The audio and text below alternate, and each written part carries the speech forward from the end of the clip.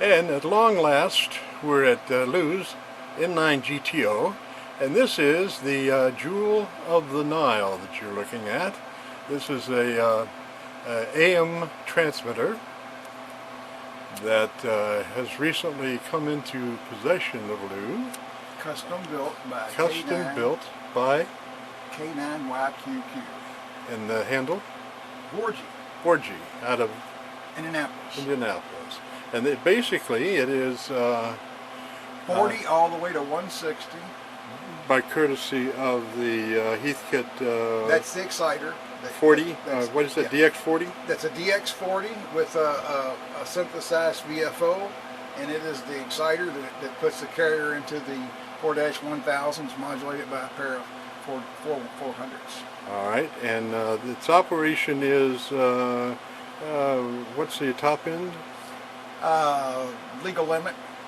All right, and what's the resting? Resting current at 350.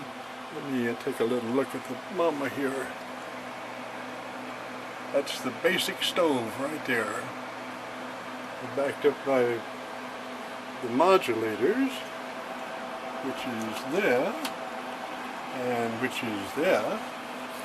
And then the control section. That is the audio section and control section. And just by me using this control center that he custom built, you can hit it over there as well.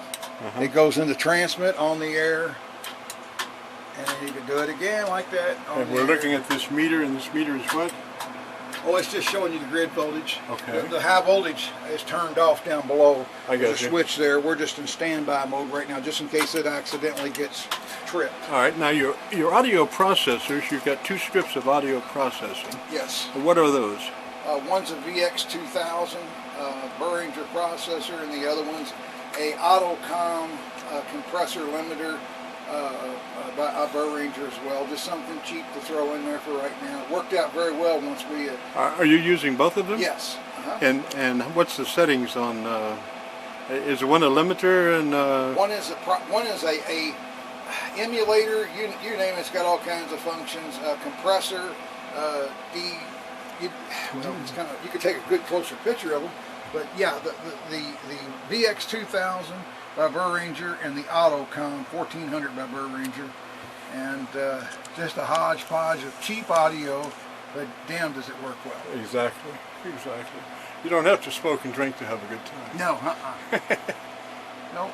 Beautiful. That's like, if you don't know much about an AM transmitter, that's like flying a 172 for your first time. You damn well better get used to the instrumentation before you fly. Never look at a watt meter. You look at everything else right there. Nothing but a watt meter. The last thing you look at is your watt meter. Up here on the meters. It's a plate voltage times 10. Plate voltage times 10. Yes. Then the cathode current. And then the PA current.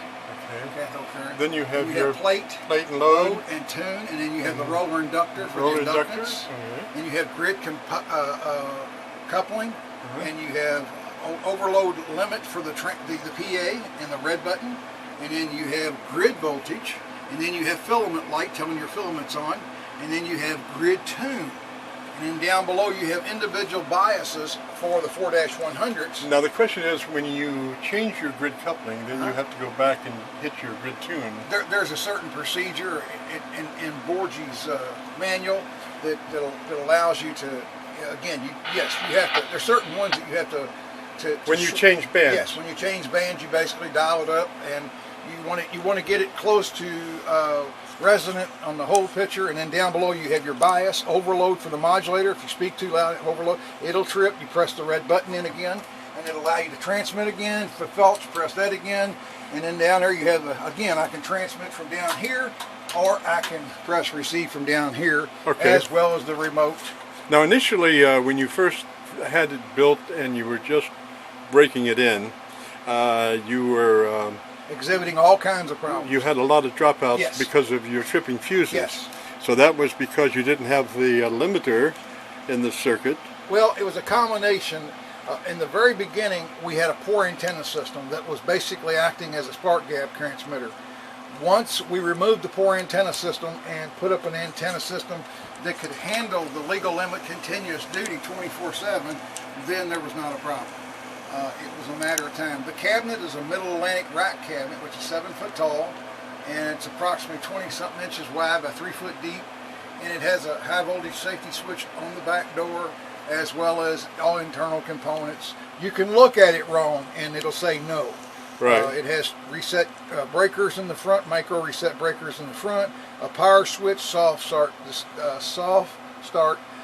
The manual that Borgie wrote up for it is well over 200-page manual, both with isometric drawings of the circuits, problem shooting, troubleshooting, you name it. It's in the manual and on the CD-ROM as well. And basically, he knew of my bad habits of doing things, and it's set up right now very, very, it's not tightly, it's loosely set up to where if I hit the mod reactor or anything, or anything with the, anything overmodulated, negative peaks, it's going to trip. It's really going to do a good job. We're not going to change anything. Right. As better as I get, it's still not going to change. I like the way it is. We were having some sputters, and it was because of all the RF around. Once we put a good antenna system up and a good feed line, we never heard no mod reaction, no audio and all that grumbling and grumbling, and right. like you normally hear in a radio station. The AT, when you walk into an AT room, you hear things singing. What would you think, what would this cost in the free world? In the free world today? Yeah. If he was, well, I'm sure back then something considered to like a Bauer 707 came in a kit for most engineers at radio stations to build from scratch. I have no idea. I have truly no idea. 25,000? I don't know. Again, this is just unbelievable. It's a dream. It's a long life dream. I've always wanted it since I was 7 years old. Right. Now this is a dedicated AM only and transmitter. It does 40, 80, and 160. And I mean, it's like I said, if you go by all the metering circuits that Borgie had documented in the owner's manual, you don't even need a watt meter. You just set everything up, boom, boom, boom. You got a 1-to-1 load, a good antenna. You just set everything to scale to where he says, hit the ignition, give it throttle, and take off. You're in the air. Right. So it doesn't get any simpler than that. It's beautiful, beautiful. Excellent work. And the weight is unbelievable. We have no idea what it weighs. It's scary.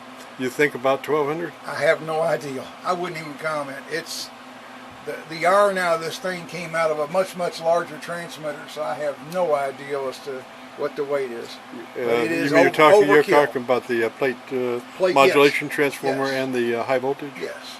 All of the AM plate modulation reactor came out of a broadcast station in Knoxville, Tennessee that was in service for many, many years, and it was on standby mode for many, many years before it was disassembled. Right. And this would not be your perhaps typical plate modulated transmitter. But it's built for an AM. It's built as if Borgie was back in 1955 or 65, and he was a young up-and-coming engineer, and his boss said, build us an AM transmitter to meet and exceed all emissions. Right. Boom. But by the fact that you're using a reactor transformer or choke, opens up the frequency response a lot better than just a true plate modulated transmitter. Without the inductor. I would have to let Borgie, you'd have to see the schematic, and then Borgie would have to answer on that comment. I can't speak for that. The only thing I know is the damn thing works relentlessly, and it's a blast. Right. It played after Borgie left. I had it on a 5,000 watt dummy load, oil fill out in the yard, so if it blew up, stuck it out there, and it played Patsy Cline for 24 hours. I fall to pieces, and that's when I named it Patsy Cline. The nickname is the Jewel of the Nile, is what my wife calls it, the Jewel of the Nile. I think Jewel of the Nile is better than the Queen of the Nile. Yeah, Queen of the Jewel of the Nile, and her nickname is Patsy, and Borgie really gets a kick out of that. By the way, while Borgie was working on it and testing it, that's what he was playing through it, Patsy Cline. So it was a great honor to meet Borgie, to be, he's unbelievable, unbelievable person. The learning experience, what time I was with him, I was sucking the knowledge in, what little knowledge I have, and so much knowledge, because once Borgie's gone, and all the Borgias of the world are gone, this will never happen again. Right, and We this is a one of a kind a as one it of a stands. kind. Yes. So. And I don't know what serial number this one is. I haven't asked Borgia yet, but each one of them are like his grandkids. He actually hugged this transmitter before he left. So he choked up a minute or two right before he walked out the door and said, "You're in a good home." And well, there you go. As we promised to look at LOU-2's N9GTO's new AM transmitter, and it's a beautiful, beautiful device. Thank you much.